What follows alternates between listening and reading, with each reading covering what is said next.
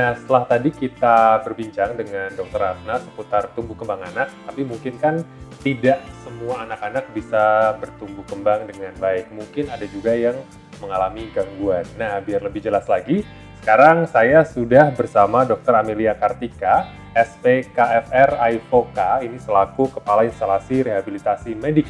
Nah, kita akan gali lebih dalam lagi gimana tentang gangguan pada tumbuh kembang anak. Halo dok. Halo Mas Ferry. Kabar baik ya?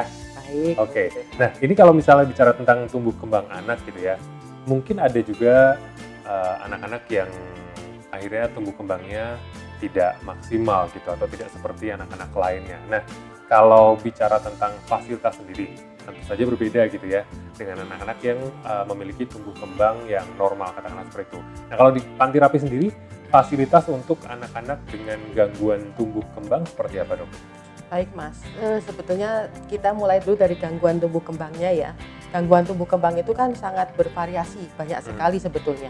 Misalnya kalau yang sudah banyak yang kenal mungkin seperti autisme itu, atau mungkin ADHD, attention deficit dan hyperactivity disorder, atau mungkin juga ada yang sekedar gangguan motorik, jadi milestone-nya dia tidak sesuai dengan perkembangannya. Atau bahkan anak-anak zaman sekarang mungkin banyak yang speech delay, jadi bicaranya tidak sesuai dengan usianya seperti itu ya. Jadi memang gangguan itu macam-macam. Nah itu yang harus kita perhatikan dulu, kira-kira anak ini nanti akan butuh apa saja. Nah di Panti Rapi ini kami punya all in sebetulnya, jadi semuanya kami sudah ada.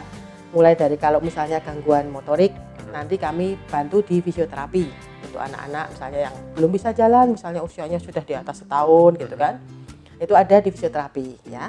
Kemudian juga nanti untuk yang lainnya kita ada bisa bantu di okupasi terapi. Itu biasanya untuk anak-anak dengan ADHD, autis, di mana mereka agak kesulitan untuk memusatkan perhatian ya.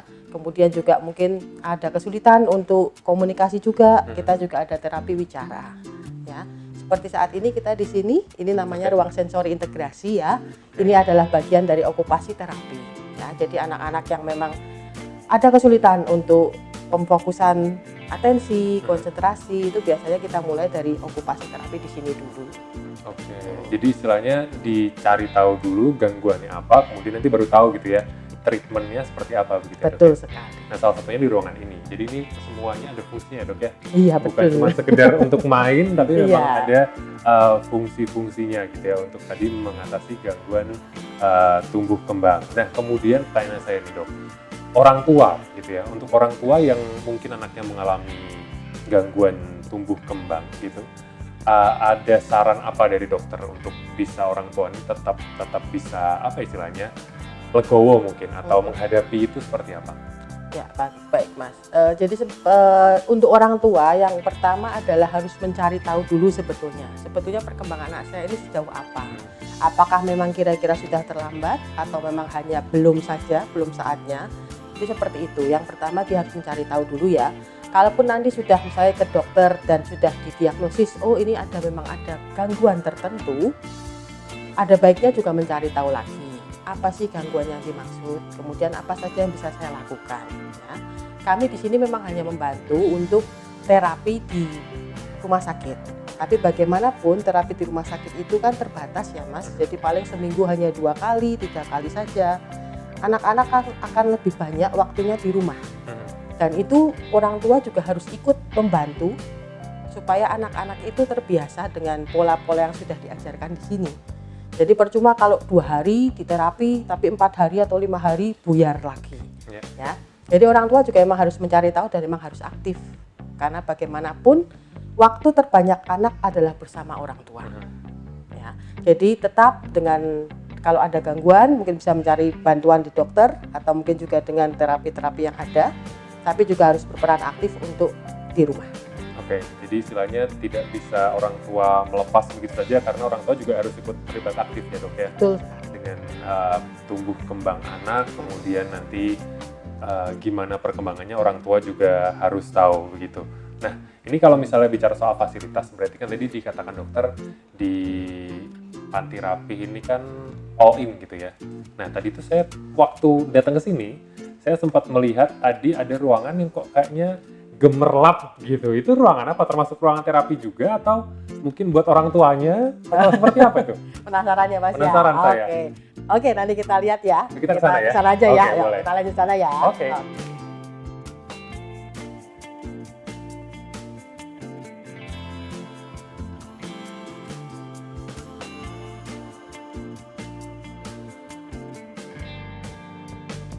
Nah, ini dia ruangan yang tadi saya penasaran waktu lewat. Ternyata ini ruangan apa ya? Mungkin kalau kita orang dewasa sebenarnya ruangan disco kali ya, Dok.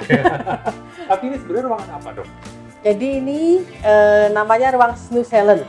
Ya, ruang snooze silent ini bagian dari okupasi terapi ya. Di sini ruangan terapi multisensori namanya, Mas. Jadi sensori kita itu semua di-treat di sini ibaratnya. Dari mata ya, penglihatan kita kan ada lampu warna-warni ya.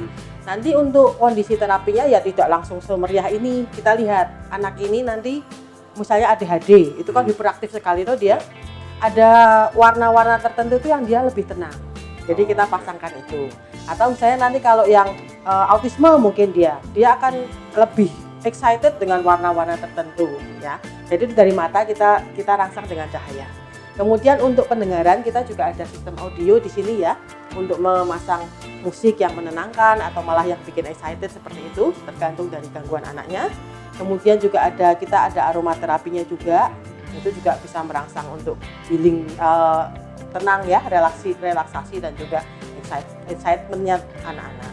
Kemudian juga ada beberapa gerakan-gerakan ini, jadi ada beberapa anak autisme dan ADHD itu yang tenang dengan setelah melihat gerakan-gerakan yang berulang, ayun-ayun seperti itu. Jadi diharapkan dengan mereka tenang, apa yang kita mau dengan terapi itu masuk, begitu. Ya, jadi ini memang multisensori ya, 5 indera kita semuanya dirangsang lah di sini, distimulasi di sini seperti itu. Di ruangan ini ya. Oke. Kemudian tuh di ruangan ini kan ada juga kaca, Dok, ya kan, cermin gitu. Nah itu fungsinya apa, Dok? Untuk mengagumi diri sendiri mungkin? Itu salah satunya juga untuk mengenal diri sendiri juga sih, Mas. Ada beberapa anak kan yang kalau lihat pantulan atau apa kadang nggak ini gitu kan, nggak suka atau nggak apa gitu. Jadi memang kita arahkan ke situ untuk pelan-pelan dia lihat ini bagaimana pandangan dan ininya gitu. Ya ini kan juga cerminnya 3D ya, jadi kita bisa lihat dari depan, samping-samping gitu kan. Gitu. Jadi biar mengenal ruangan juga, mengenal kedalaman 3D-nya gitu. Nah, tadi udah ada 2 ruangan berarti yang kita kunjungi ya. Selain itu, Dok, mungkin ruangan-ruangan apa lagi yang ada di sini termasuk fasilitasnya? Oke, jadi ada ruang untuk okupasi terapi yang biasa. Itu nanti memang seperti settingnya nanti satu terapis dengan satu anak ya. Jadi nanti memang settingnya seperti meja, nanti mungkin dengan alat-alat tertentu yang dibutuhkan oleh anak tersebut, terutama misalnya anak-anaknya hanya tinggal mungkin learning disorder seperti disleksia dan lain-lain itu, atau gangguan motorik halus, itu bisa di ruangan tersebut. Kemudian juga anak-anak yang dengan gangguan bahasa dan komunikasi, itu juga kita punya ruangan terapi bicara tersendiri, sama satu terapis dengan satu anak ya. Itu juga nanti ada alat-alat tertentu yang kira-kira memang dibutuhkan anak itu untuk stimulasi bahasanya.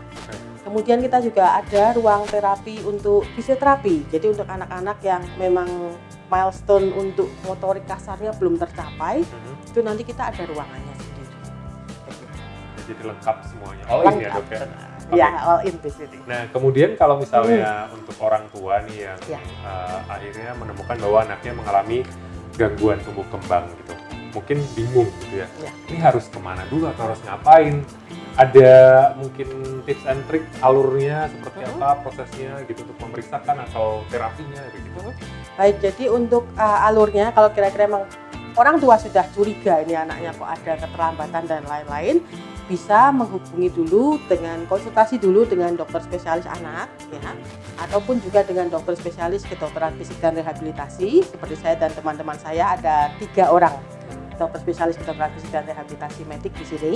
Kemudian dari dokter akan dilihat dulu ini problemnya di mana. Kadangkala itu anak-anak yang misalnya speech delay itu tidak serta-merta hanya kesulitan bahasanya, tapi ada kesulitan lain yang mendasari. Itu yang nanti kita cari dulu. Setelah itu nanti baru ditetapkan programnya. Kalau memang betul-betul anak itu ada gangguan, nanti dari dokter KFR atau kedokteran fisik rehabilitasi medik itu nanti akan membuatkan program apa saja nanti yang diperlukan anak itu. Apakah misalnya butuh fisioterapi, okupasi terapi, dan terapi wicara semua, atau mungkin hanya terapi wicara saja, atau okupasi saja. Itu nanti akan diarahkan, supaya memang nanti terapinya itu lebih holistik ya, jadi memang jangan sampai sudah lama terapi wicara tapi ternyata butuh yang lain, seperti itu. Jadi memang diharapkan seperti ini kan. Jadi memang akan untuk setiap anak programnya sesuai nanti ya, Betul karena akan sekali. dilihat secara menyeluruh begitu ya. Betul sekali. Oke, baik. Terakhir nih dok, mungkin boleh memberikan semangat atau mungkin saran-saran untuk para orang tua yang sekarang mungkin sedang juga merawat putra-putrinya yang terutama yang ada gangguan tumbuh kembang. Silakan. Baik, untuk Bapak Ibu sekalian yang mungkin memiliki anak-anak spesial ya, kita bilang anak-anak khusus yang memang ada gangguan dalam tumbuh kembangnya, jangan berkecil hati. Anda tidak sendirian.